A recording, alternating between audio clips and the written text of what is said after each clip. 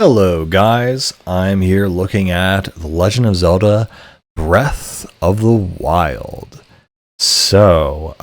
Really interesting how, I just finished my Skyward Sword review and I realized how awful and soulless that game was and how much of an improvement this game is. It's like this is the game they were actually building.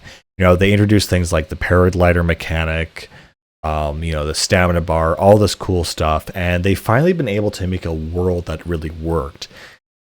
Now, it's kind of also weird talking about this game because when it came out, it was super huge, super successful. It's like, oh, Zelda's doing the Skyrim, but they're doing it their way. They're doing open world to the extent where, this game became so stupidly successful and iconic that Genshin Impact, the highest grossing game, the highest grossing game maybe ever, just ripped off and copied this. As well as so many other games. God, I was just playing this other game on Game Pass, this little thing called the Little Gator game, and it's very cute and it's very fun.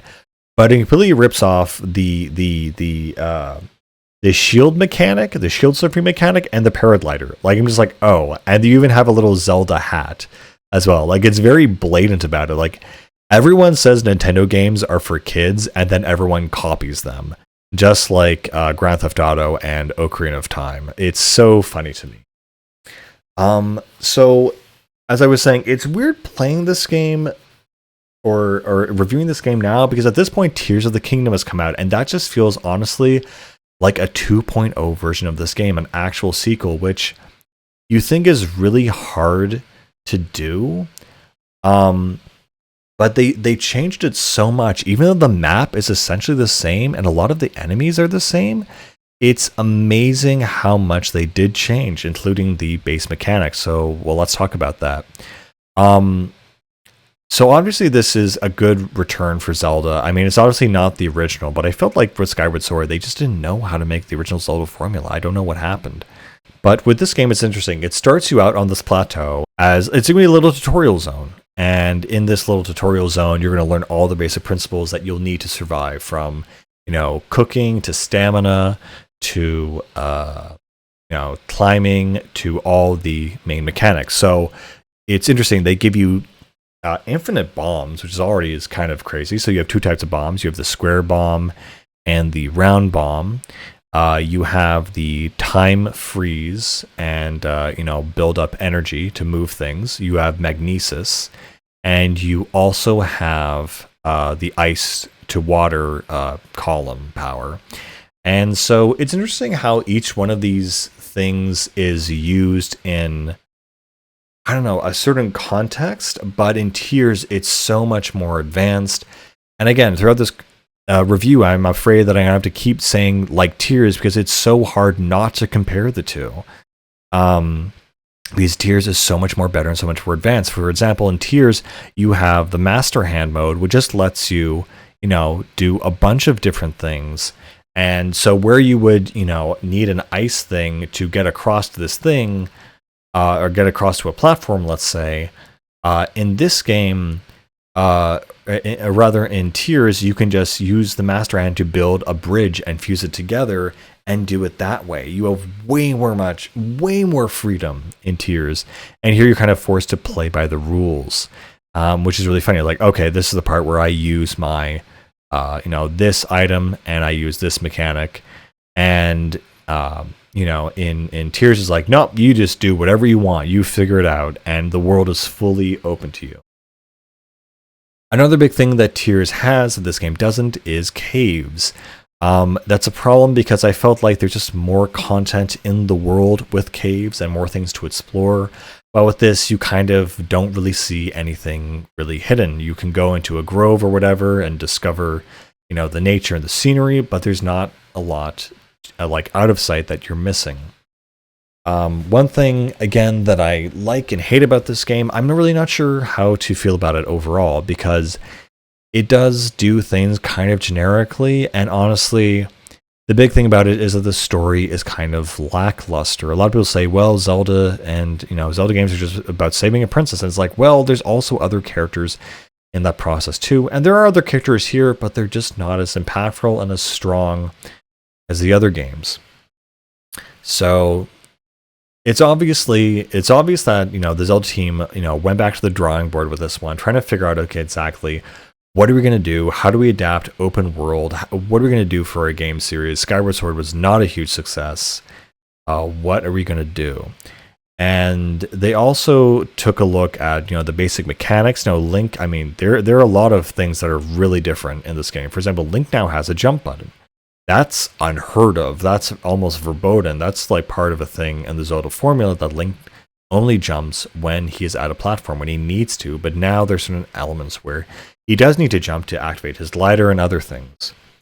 I do like a lot of the things in this game. The fact, your bow lets you go into slow-mo motion. You have, durability on items, so that's kind of nifty. I mean, it's there. It works. So it lets you, encourages you to use a lot of item variety. The Koroks were a thing in this game. For those of you who don't know, so the Koroks in this game, they basically are these little creatures that, you find them by, solving puzzles throughout the world. These like little hidden Easter eggs throughout everywhere. Some of them are really hidden. Some of them are really esoteric. Some of them are really frustrating. But the thing is, you use them and trade them in with Hatsu, the main Korok guy, by the Deku Tree. And this allows you to essentially expand your inventory space. The thing is, though, you only need about half the Korok seeds to fully complete your inventory. So the other half are just totally ignorable. And it's kind of implied from the game devs that, yeah, you're not supposed to find all of them. And if you do, your reward is a golden piece of poo.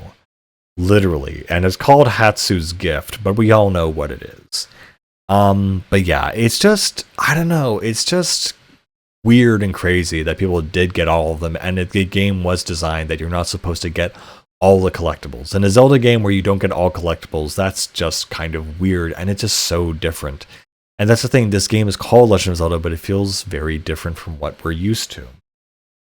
I will have to say, though, the environment and nature is very scenic, very beautiful.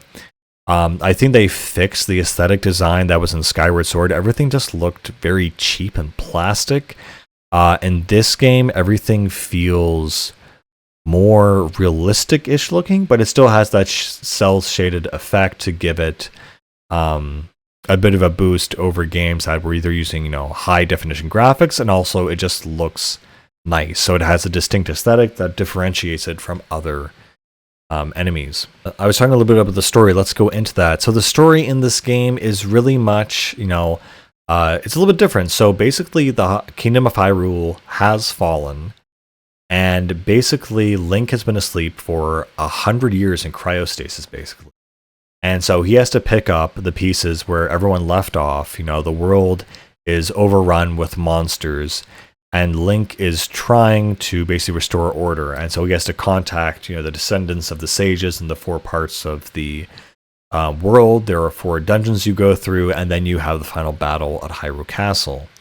It's fairly straightforward. When you initially spawn into the world, you meet the ghost of the King of Hyrule, in which he tells you all of this information and also your destiny, and the fact, other things are told through flashbacks.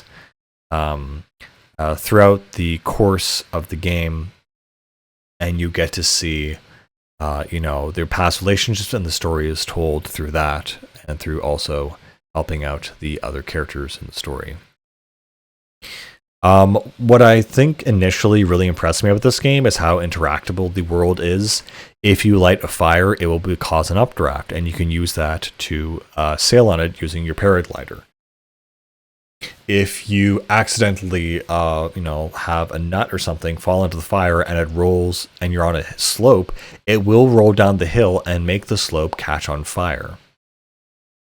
The amount that the world feels alive in this game is really, frankly, amazing. The amount of things you can do and the amount of the way that the environment responds to you interacting with it is really impressive, and something that we hadn't seen yet so far.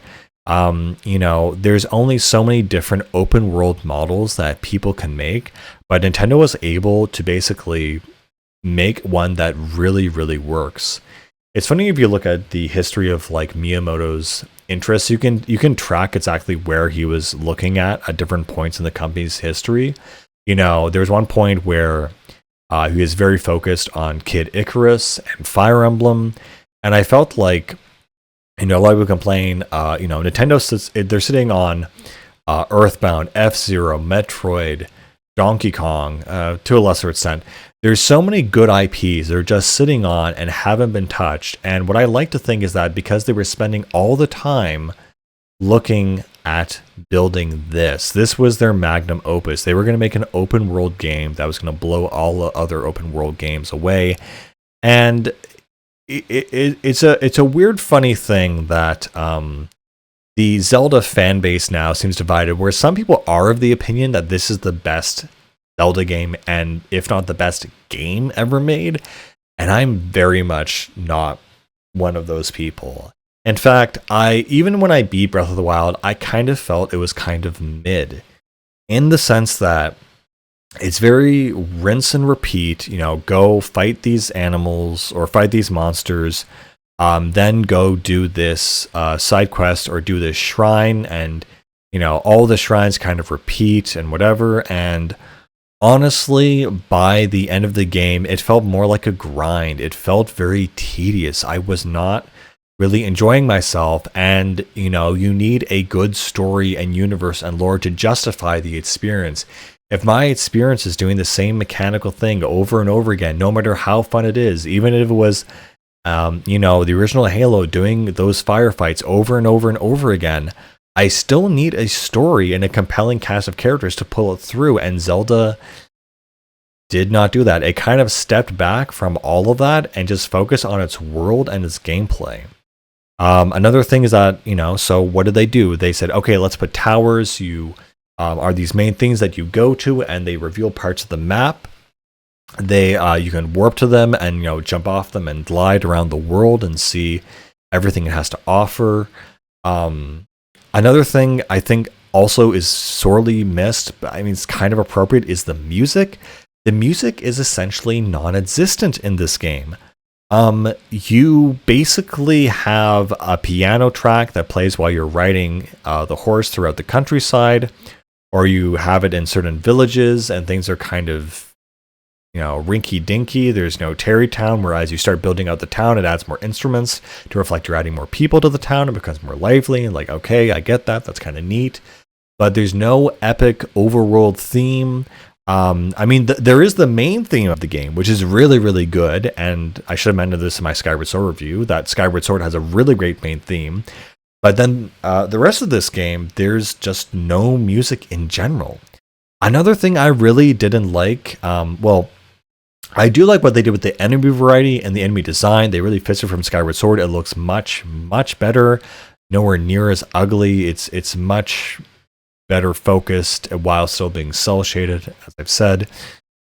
Something I really hated was the bosses and the dungeons. First of all, okay, and everyone's going to say that the dungeons in this game are a joke. They last like 20 minutes tops. They are brain dead easy. They don't really have any major puzzles to speak of. And then what really gets me is that the final boss for each one of these levels is basically the same boss. It is Phantom Ganon, or whatever it's called, and it's this red and black thing that hovers around. And yes, there's a slightly different mechanic where this one uses electricity, this one uses fire, this one uses ice, but they're all the same boss. And then even for the final boss, you have to fight them before you fight the final boss. And they're not interesting, they're not cool, they're not whatever. They're just it's something that reeks of laziness and what is otherwise a very well created game. There are a lot more NPCs in this game. Beetle makes a return. He's very entertaining. One issue with him, though, is that if you have an energetic Rhydal Beetle or some other kind of bug on you in your inventory, and by the end game you will, multiple of them, he will demand that you sell him it, and I have to go through the same dialogue every single time I talk to him and skip through it and make sure I don't say yes, because those things are rare and I don't want to give them away. And what he gives you is like a speed elixir, which I can make super easily. I don't need that, but he gives me the same spiel and dialogue every single time. Like, I'm sorry, but no. Could it be a menu option maybe, but like a bug trade option? No, you have to give me the dialogue every single time. It's very stupid. What I do like about this game, though, is the fact that your horseback battles feel really epic. They feel really cool. You know, you can shoot your bow from your horse. The Lionel battles are a lot of fun in this game. They are very, very challenging. It will really push you to your limit. I also like in this game that finally having 20 hearts makes sense when enemy attacks are doing more than just half heart and 1 heart damage. They are now doing 3 heart damage depending on the armor you are wearing.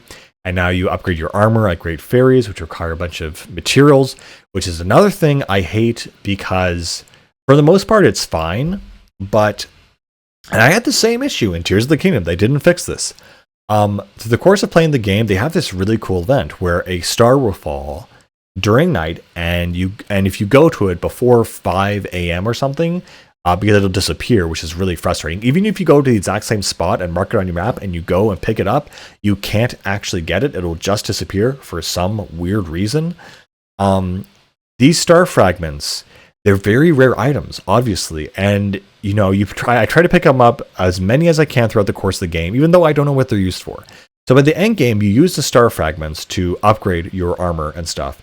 And how many do you think you actually need in total to fully upgrade your armor overall?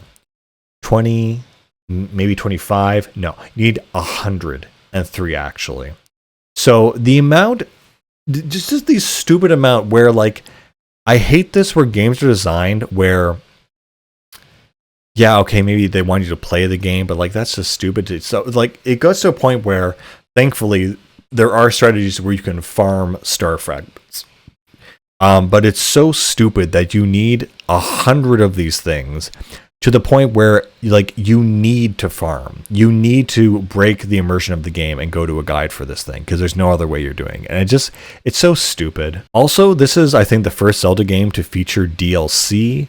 So that was kind of interesting. And the way they handled it is they said, hey, go to this part in the map. And it was like a sub quest, which makes sense. And then you get a piece of armor or something like that. And that's all, you know, very cool and kosher, I guess. Another thing, a big change is that Link now wears blue, which is interesting, I guess. I'm not super into it, but I'm not super against it either.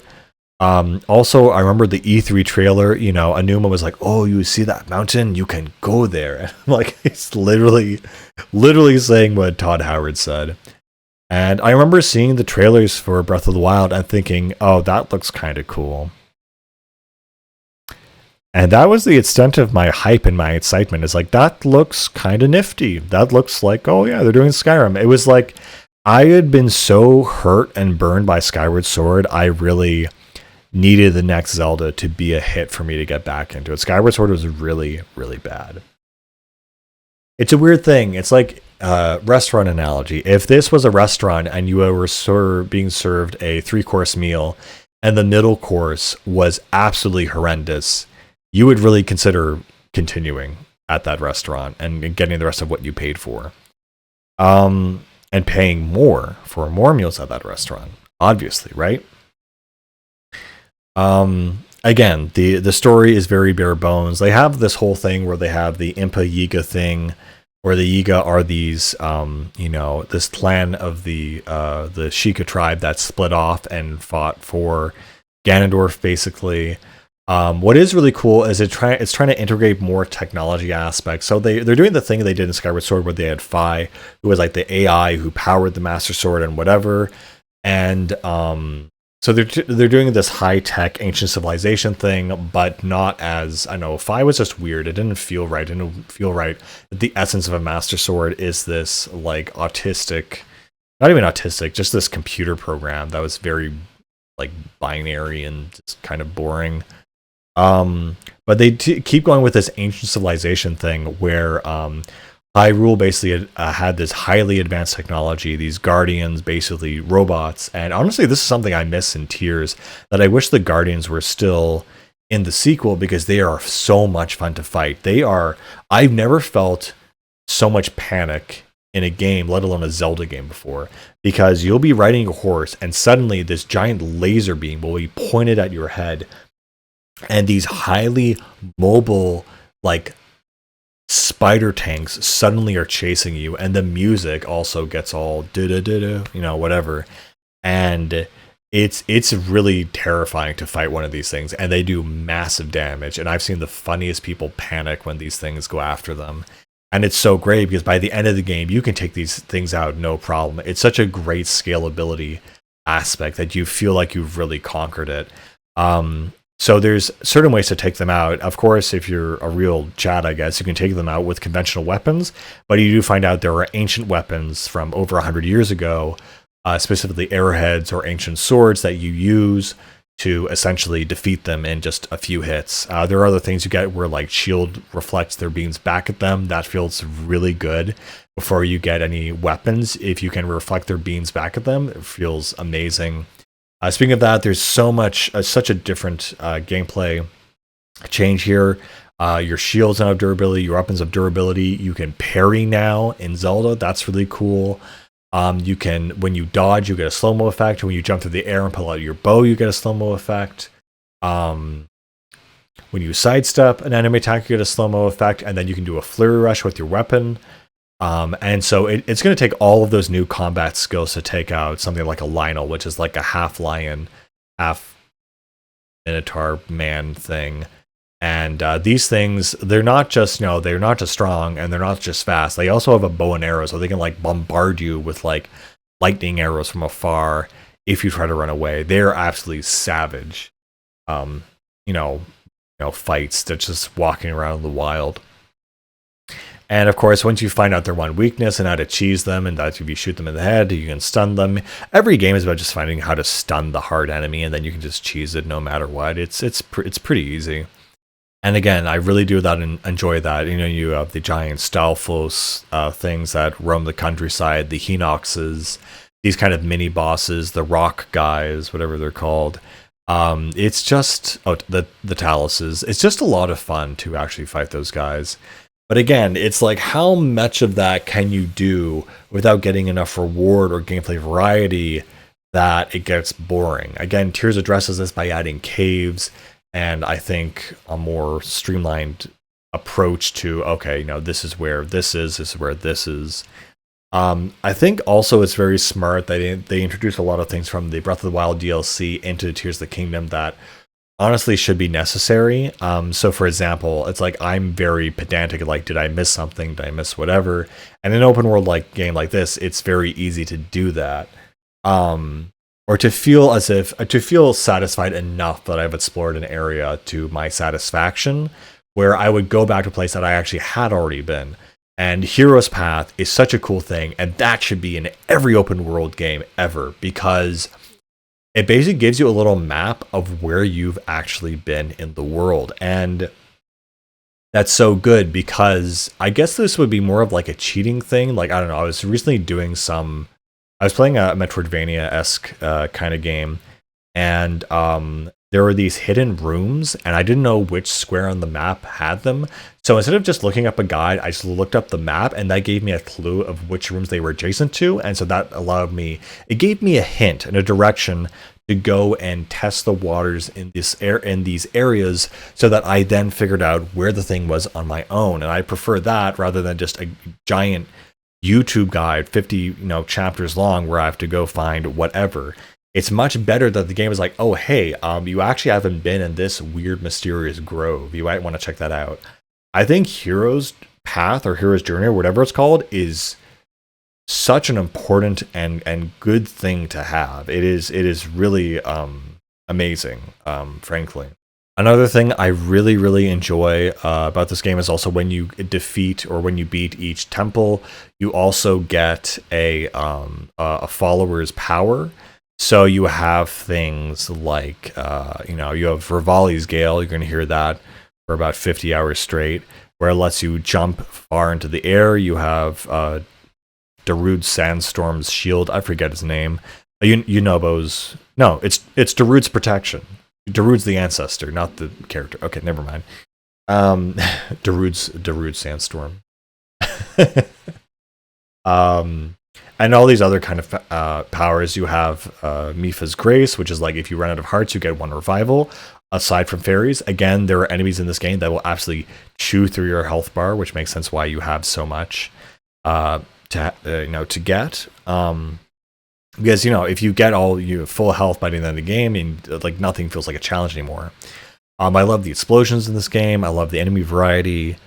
The towers feel kind of samey. Once you've climbed it once, it's kind of whatever. I like what they did in Tears of the Kingdom, where it launches you in there. That's kind of more fun, I guess, because then you don't have to waste any time. Again, it was, I don't know, something else that is very fond. The way I discovered Terminal Montage, who is an animator who animated a Breath of the Wild speedrun, is how I got introduced really to Breath of the Wild speedruns and his animation channel in general. I kind of wish he would go back and do more of that, but the way he animated the Breath of the Wild speedrun is hilarious because of how friggin' broken it was, and I didn't realize how broken it was until I saw his animation and said, there's no way that's what they actually do, but that's actually what they actually do. And that video itself actually got me more interested in speedrunning in general, learning about it and watching actual speedruns of certain games. Not that I ever would do my own speedruns, because it is very, as one streamer said, a highly degenerate act. I think it's also great we see the return of the Zora, the Goron, the Koroks, interestingly, and the Gerudo. And the Koroks are interesting because they show up in Wind Waker after the deluge of the flood. And we also have the Rito tribe along with the rest of them. That's really interesting because it was basically confirmed with Wind Waker that the Zora became Rito because of the flood. And it's interesting that the Zora in this game, they have way more crazier designs. They're all not just a uniform blue fish. They're all based on different kinds of whales and sharks and whatever. And oh my god, I remember Sidon and the friggin' apparently there was some like daytime TV show that was looking what was trending on Twitter, and Link X Sidon was one of the things they actually were talking about. That was a painful moment of boomer normies giving me the secondhand cringe. But yeah, Sidon, honestly he's a good character. Risu's a fun character, Mifa's a fun character. Yeah, the Gorons are whatever, and the Rito are also whatever. But yeah, I think it's also cool that, a great mechanic in this game is the horse revival god. My goodness, the amount of times I've lost a horse or companion or something in Skyrim or whatever, and I've been so heartbroken over it, and it's something like, I'll just get another one. It's like, no, that's my horse. I named it. I'm so glad they add the mechanic where you can just revive it at some other point of the game. And shockingly, I didn't realize that your Breath of the Wild horses carry over to Tears of the Kingdom when a lot of stuff doesn't. So that's really cool. Honestly, I kind of would have liked that if they had some chest in Zelda's house or Link's house as it was in Breath, where you get to pull over at least some of your items from the past game, not just your horse, but also a lot of like armor and other stuff. I think that would have been cool and a nice little nod, but oh well. Also, this was interesting. This is the game that introduced kind of cooking and the new cooking mechanic. And overall, I think it works more or less very well once you get the hang of it. I remember, though, my favorite thing to do was to craft speed potions. Oh my god, going fast in any game is so much fun. And in this game, when you have a lot of ground to cover, it's very, very useful. I also like they have nods off to certain fan service things, like not spoilers, but you can get Dark Link armor in this game, and it looks sick. And it also has a special ability. It actually makes you faster at night. Stuff like that I'm just not expecting, and I'm like, oh, I can get that? That's ridiculous. That's so cool. I really enjoy that. On the shrines themselves, it's funny also, again, looking at Breath of the Tears of the Kingdom, because the shrines are much, much easier in Tears of the Kingdom. And I think they did that because, if you've already done an onerous thing to even get to the shrine or puzzle just to get here through like something like a cave or something, you don't want to do another puzzle. And I find I was getting very bogged down by the shrines at certain points. It's like, hey, like here's another ball puzzle or whatever, or here's another physics puzzle. And it's funny and it's weird because I understand like the Zelda philosophy really changed a lot where you're in a dungeon and you have a certain item and all the puzzles are going to revolve around that item. In this game, they had to be a lot more adaptive because essentially your basic starting mechanics are what you kind of pull through the rest of the game. You don't get really any new items, which means all the puzzles have to be almost universal and you have to be able to tackle them at any point in the game, regardless of your skill level. And I find that really interesting. The enemies will change difficulty as you progress through the game, but for the most part, the puzzles, you can go off into any direction you want and find anything, you want, and it will supposed to be whether you're 5 hours in or 50 hours in is supposed to be the same essentially. Again, the one thing I do have to say about the towers is that they all look the same, which is by design, I guess. But it's just this feeling that you're just doing the same thing over and over and over again that just gets kind of an icky feeling. The fact that, your shrines are just, the same whatever thing, it feels like, rinse and repeat.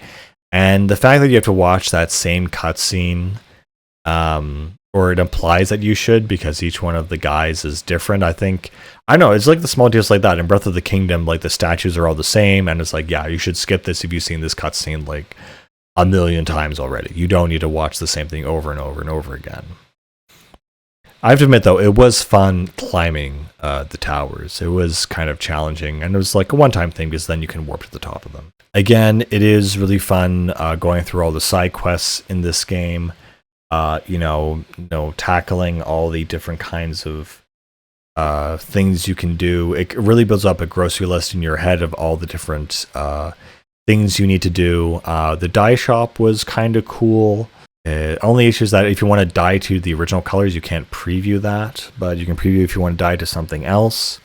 I think the armor sets in this game were really well designed. They definitely brought back their aesthetic from Skyward Sword, which just threw it in the trash, thank God. I think my favorite things to do in this game, besides from gliding around from place to place, is shield surfing. That was super fun. I really enjoyed that, especially in the mountain area and exploring that whole area. I really enjoyed the different tempered blades. There was ice, electric, and fire. Of course, they all broke, but you could always, find them again.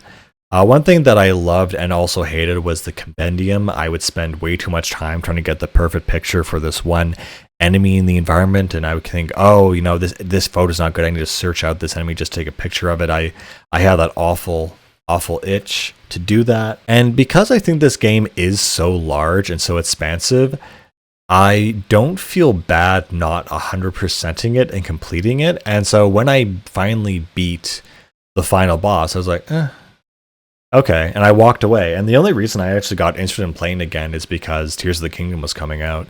I thought, well, I might as well beat this. Again, I want to say I like this game, but overall, it felt like a lot of the same. I just felt like, I'm just doing this just because, and I'm just like going through the motions. I don't know. It's not something I can really say, I love this game. This is amazing. This is a masterpiece. I'm definitely not there. I was very much, this is fine, but the gameplay time I felt did not justify the story and the experience. Like, it's cool, but there's just way too much content. There's just way too much. Other things they added in Tears were, the signpost guys, the very obvious Korok little transportation mini games. There was just so much more stuff in the world, and that seems to be the core thing. You compare this to something like Starfield, which did the cardinal sin of putting nothing in its open world. That is the worst thing to see. And there is kind of that issue here with this game too, that there is stuff in the world, but it's not stuff that's super important. Yes, you might see an enemy outpost, but you've already beaten it, 10 minutes ago.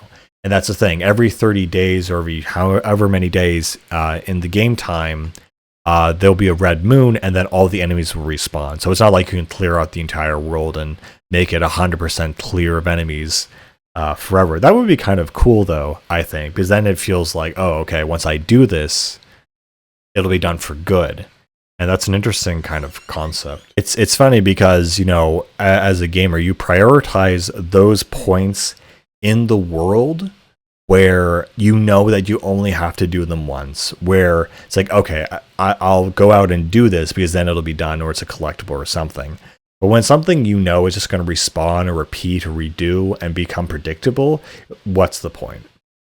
One cool thing I did like in this game is the stamina meter looks much better, and there is also this one statue that allows you to trade stamina for health, and I thought that was really cool because it was like this demon bartering statue.